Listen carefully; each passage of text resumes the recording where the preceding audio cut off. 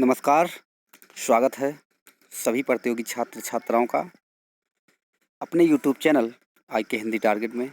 जी हाँ, TGT, PGT, LT, GIC lecturer Hindi के लिए आज हम लेकर आए हैं खंड 6 यानी भाग 6 लेकर आए हैं, जिसमें 10 प्रश्नों की श्रृंखला है और सवाल हमारा जवाब भी हमारा है। तो ये श्रृंखला लगातार चल रही है, जिसमें आपका आज भाग 6 यानी खंड 6 लेकर आए हैं और 10 प्रश्नों के रहेंगे जो आपको हम बताने वाले हैं पिछले वीडियो का, और फिर आपको 10 सवालों के जवाब देने हैं। तो चलिए बिना किसी देरी के हम चलते हैं। तो आप लोग चैनल को सब्सक्राइब कर लीजिए, लाइक कर दीजिए, बेल आइकन को भी प्रेस कर दीजिए ताकि आने वाले सारे नोटिफिकेशन आपको प्राप्त होते रहें। चलिए पहला प्रश्न आपके सामने कल वाला पहला प्रश्न था कल का कि तुलसी की भाषा को पुरानी बैसवाड़ी किसने कहा। जी हाँ, तुलसी की भाषा को पुरानी बैसवाड़ी किसने कहा? तो इनकी भाषा को स्मिथ, सॉरी स्मिथ नहीं है, ऑप्शन आपका है बिम्स, यानी जॉन बिम्स ने इनकी भाषा को पुरानी बैसवाड़ी कहा है।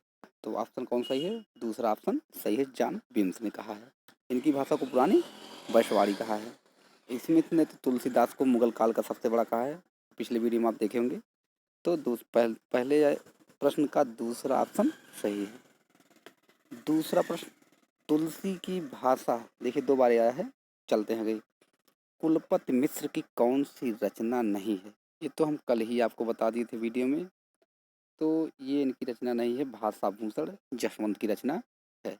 इस पे बिना देरी किए आगे चलते हैं। इन बताया गया इनमें से, देखो यहाँ छूट गया था ना, कल भी लिखे थे आज भी लिख देते हैं, यानी इनमें से कौन एक स्वर की विशेषता नहीं है? तो कौन एक स्वर की विशेषता नहीं है? तो सभी स्वर आक्षरिक होते हैं, सत्य है। सभी स्वर स्वतंत्र रूप से बोले जा सकते हैं, सही है। सभी स्वर अल्पप्राण होते हैं, सत्य है। लेकिन सभी स्वर अघोष होते हैं, ये गलत है, क्योंकि कोई स्वर अघोष नहीं होता, सघोष होते हैं। ठीक, ये आपका यानी ऑप्शन जो आपका है कौन सा सही होगा? ये वाला, ये ऑप्शन सही है। कौन सा विशेषता नहीं है? तो यही विशेषता नहीं है। चौथे प्रश्न की तरफ चलते हैं। सूरदास कृत सूर सागर का उपजीव ग्रंथ है। तो उपजीव ग्रंथ इसका है भागवत महापुराण। क्या है? भागवत महापुराण इसका उपजीव ग्रंथ है। ठीक है। पांचवा प्रश्न, इनमें से किस महाकाव्य का सर्ग असंगत है? जी हाँ, किस महाकाव्य का सर्ग असंगत है? तो परिप्रवास, महाकामायनी, साकेत, गीत गोविंद। तो इनमें से जिसका असंगत है तो आपको बताते हैं परिप्रवास का, ये ऑप्शन आपका सही है। इसी का असंगत है। परिप्रवास में आपको बता दें कितने सर्ग हैं? तो परिप्रवास में आपके 17 सर्ग हैं। ठीक है। अगले प्रश्न की तरफ, रीतिवाद के प्रवर्तक। तो रीतिवाद के प्रवर्तक जो हैं ये आपके हैं केशव दास। प्रश्न का सही जवाब है केशव दास। वामन आप लोग को भटकाने के लिए रखा गया था, तो वामन आप जानते हैं, ये वामन रीति संप्रदाय के हैं, रीति संप्रदाय के प्रवर्तक हैं, और ये रीतिवाद के हैं। तो आपका प्रश्न ऑप्शन सही है, केशव दास। सातवां प्रश्न है, जकी उपनाम से कविता करते थे।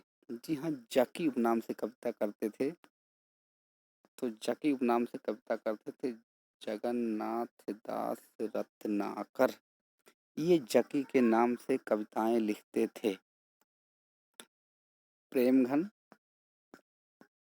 रसा के नाम से,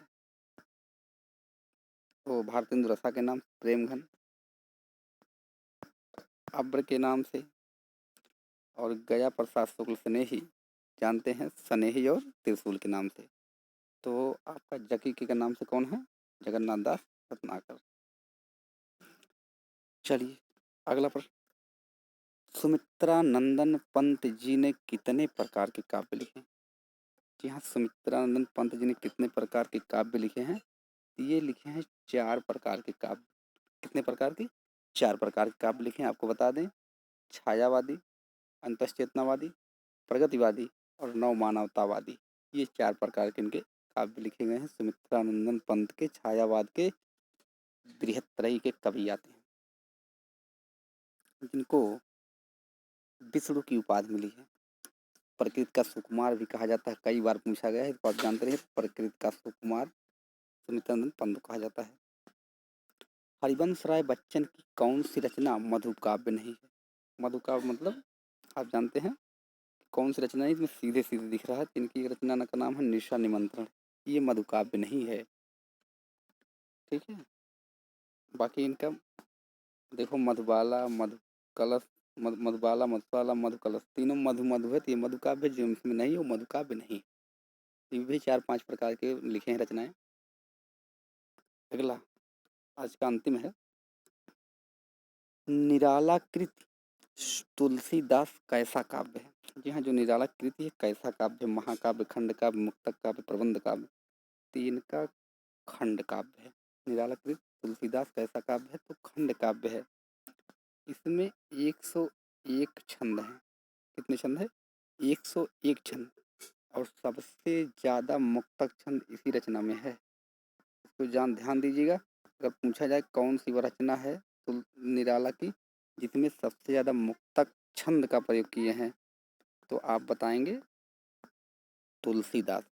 और कौन सी वह रचना है जो सबसे पहले जिसमें मुक्तक छंद का प्रयोग किए हैं, तो वो है जूही की कली। जूही की कली सबसे पहले मुक्तक का प्रयोग, और सबसे ज्यादा तुलसीदास ने मुक्तक का प्रयोग किया। हम आपको बताते चलें इसी वक्त। तो ये आपके 10 प्रश्न आज के हो गए हैं। अब चलते हैं हम 10 प्रश्न आपको जो देने वाले हैं, कमेंट बॉक्स में आपको लिखकर देना है जवाब। देखते हैं कौन कौन से प्रश्न हैं आपके सामने प्रस्तुत हो रहा है। चलिए उसके लिए तैयारी आप बनाइए। चलिए पहला, प्रेमचंद कृति, प्रेमचंद की कौन सी कहानी संग्रह जब्त हुई थी? यहाँ प्रेमचंद की कौन सी कहानी संग्रह जब्त हुई थी? अब आपको बताने हैं लिख के जवाब। गोदान, गबन, सोजे वतन, जमाना। तो कौन सी जब्त हुई थी अब आपको लिखकर बताना होगा कमेंट बॉक्स में। दूसरा प्रश्न, राजा द्वय के नाम से जाने जाते हैं। राजा द्वय के नाम से जाने जाते हैं, कौन कौन जाने जाते हैं? राजा लक्ष्मण सिंह, राजा राम मोहन राय, राजा लक्ष्मण सिंह, राजा शिव प्रसाद सितारे हिंद, राजा मोहन राय, राजा शिव प्रसाद सितारे हिंद, राजा राधिका रमण सिंह और राजा लक्ष्मण सिंह। तो चारों ऑप्शन में कौन सही है आपको लिखकर देना है जवाब। तीसरा प्रश्न, साकेत महाकाव्य का कौन सा सर्ग मार्मिक है? मार्मिक जानते हैं आप लोग? कौन सा सर्ग मार्मिक है? तो 7वां, 8वां, 11वां, 9वां, कौन सा मार्मिक है आपको बताना है। इनमें से कौन एक सात्विक भाव नहीं है? जी हाँ, सात्विक भाव आप जानते हैं अनुभाव के 4 भेद, और 4 में फिर सात्विक के 8 भेद होते हैं, 8 भेद होते हैं। सात्विक के 8 भेद होते हैं, तो इनमें से एक कौन इसमें से नहीं है, ये आपको बताना है। वैवर्ण, स्वरभंग, अवहिथा, रोमांच। तो कौन नहीं है आपको बताना है, ये आपकी जिम्मेदारी है। हिंदी की कुल कितनी उपभाषाएं हैं? कुल कितनी उपभाषाएं हैं? तो 22, 16, 18, 5। एक ही जवाब आपको देना है, चारों नहीं। तो कौन है चारों में से आपको एक बताना है, पहला, दूसरा, तीसरा, चौथा में से। छठा प्रश्न, जितने भी प्रश्न हैं सब जबरदस्त प्रश्न हैं। 10 रूपक किस आचार्य की रचना है? 10 रूपक किस आचार्य की रचना है? धनिक, धनंजय, भोजराज और रुय्यक। तो कौन इनमें से है आपको बताना है। सातवां, कोयल का पर्यायवाची शब्द नहीं है। जी हाँ, कोयल का पर्यायवाची शब्द नहीं है। परभृत, यहाँ ध्यान से देखिएगा, नहीं पूछा जा रहा है। बसंत दूत, कलापी या काकपाली। तो कौन नहीं है आपको बताना है कमेंट बॉक्स में लिखकर। अब आपके सामने है 8वां प्रश्न, इनमें से कौन आंचलिक उपन्यासकार नहीं है? कौन उपन्यासकार नहीं है? राही मासूम रजा, फणीश्वरनाथ रेणु, नागार्जुन, इलाचंद्र जोशी। तो प्रश्नों को ध्यान से पढ़िए और बताइए कौन नहीं है। 9वां प्रश्न। तो 9वां प्रश्न, मीराबाई की भक्ति किस प्रकार की है? मीराबाई की भक्ति किस प्रकार की है? दास, शाक्य, माधुर्य, कोई नहीं। तो कौन इनमें से है आपको बताने हैं।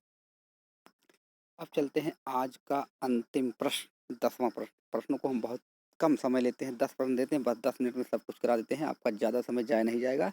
आप बिल्कुल 10 प्रश्नों को ध्यान से पढ़िए और देखिए। अंतिम प्रश्न है, हिंदी में एक नुक्कड़ नाटक के जन्मदाता या नुक्कड़ नाटक की शुरुआत किससे मानी जाती है? या जन्मदाता कौन है नुक्कड़ नाटक? सुदर्शन, सुदर्शन मजीठिया, गोपाल राम गामरी, पांडे बेचन शर्मा उग्र। तो ये ऑप्शन में से कौन है? ये आपके हो गए आज के 10 प्रश्नों के जवाब। और फिर आपको मिले हैं 10 सवाल, जो कमेंट बॉक्स में लिख कर देना है आपको जवाब। तो इसी तरह आप बने रहिए, प्रत्येक दिन आपको, हर दिन आपको 10 वीडियो यानी 10 प्रश्नों की श्रृंखला मिलती रहेगी। बस आप लगातार बने रहिए और सुबह के समय प्रैक्टिस से 25 नंबर का। तो चलिए आज के लिए इतना ही। तब तक के लिए अगले वीडियो में फिर मिलते हैं। धन्यवाद।